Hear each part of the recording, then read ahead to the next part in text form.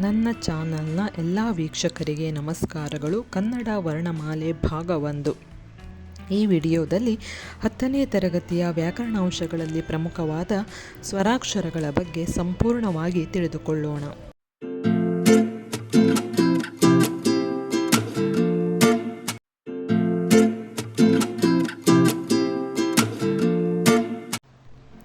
ಮನುಷ್ಯರು ತಮ್ಮ ಭಾವನೆಗಳನ್ನು ಮಾತುಗಳ ಮೂಲಕ ವ್ಯಕ್ತಪಡಿಸುತ್ತಾರೆ. ಇದನ್ನೇ ಭಾಷೆ ಎನ್ನುತ್ತಾರೆ. ಆಡುವ ಮಾತುಗಳನ್ನು ಬರೆಹ ರೂಪಕ್ಕೆ ತರಲು ಲಿಪಿಗಳನ್ನು ಬಳಸಲಾಗುತ್ತದೆ. ಲಿಪಿಗೆ ಅಕ್ಷರ, ವರ್ಣ ಎನ್ನುವ ಹೆಸರುಗಳು ಇವೆ. ಲಿಪಿಗಳನ್ನು ಕ್ರಮಬದ್ಧವಾಗಿ ಜೋಡಿಸಿದಾಗ ಪದಗಳಾಗುತ್ತವೆ. ಪದಗಳು ಸಮಂಜಸವಾಗಿ ಸೇರಿ ವಾಕ್ಯಗಳಾಗುತ್ತವೆ.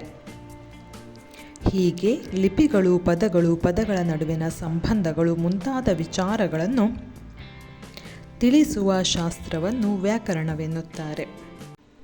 ಕನ್ನಡ ಭಾಷೆಯಲ್ಲಿ 49 ಅಕ್ಷರಗಳಿವೆ. ಅವುಗಳನ್ನು 3 ವಿಧವಾಗಿ ವಿಂಗಡಿಸಲಾಗಿದೆ. 1 ಸ್ವರಗಳು, 2 ವ್ಯಂಜನಗಳು, 3 ಯೋಗವಾಹಗಳು.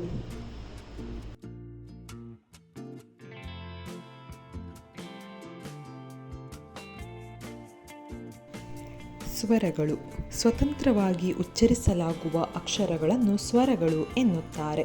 ಕನ್ನಡ ವರ್ಣಮಾಲೆಯಲ್ಲಿ 13 ಸ್ವರಾಕ್ಷರಗಳಿವೆ. ಅವುಗಳೆಂದರೆ ಅ, ಆ, ಇ, ಈ, ಉ, ಊ, ಋ, ಎ, ಐ, ಓ, ಔ. ಸ್ವರಗಳಲ್ಲಿ 3 ವಿಧ. 1 ಹ್ರಸ್ವಸ್ವರ. ಅಲ್ಪಕಾಲದಲ್ಲಿ ಅಂದರೆ ಒಂದು ಮಾತ್ರ ಕಾಲದಲ್ಲಿ ಉಚ್ಚರಿಸಬಹುದಾದ ಅಕ್ಷರಗಳನ್ನು ಹ್ರಸ್ವಸ್ವರಗಳು ಎನ್ನುತ್ತಾರೆ. ಅ, ಇ, ಉ, ಋ, ಎ, ವ ಇವು 6 ಹ್ರಸ್ವಸ್ವರಗಳು. ದೀರ್ಘಸ್ವರ 2 ಮಾತ್ರ ಕಾಲದಲ್ಲಿ ಉಚ್ಚರಿಸಲ್ಪಡುವಂತಹ ಅಕ್ಷರಗಳನ್ನು ದೀರ್ಘಸ್ವರಗಳು ಎನ್ನುತ್ತಾರೆ. ಆ, ಇ, ಉ, ಎ, ಐ, ಓ, ಔ ಇವು 7 ದೀರ್ಘಸ್ವರಗಳು. 3 ಪ್ಲುತಸ್ವರ. ದೀರ್ಘಸ್ವರಗಳು ಕೆಲವೊಮ್ಮೆ 3 ಮಾತ್ರ ಕಾಲದಲ್ಲಿ ಉಚ್ಚರಿಸಲ್ಪಡುತ್ತವೆ. ಹೀಗೆ 3 ಮಾತ್ರ ಕಾಲದಲ್ಲಿ ಉಚ್ಚರಿಸಲ್ಪಡುವ ಅಕ್ಷರಗಳನ್ನು ಪ್ಲುತ ಸ್ವರಗಳು ಎನ್ನುವರು. ಉದಾಹರಣೆಗೆ ಅಣ್ಣ, ಇಲ್ಲಿ ಬಾ.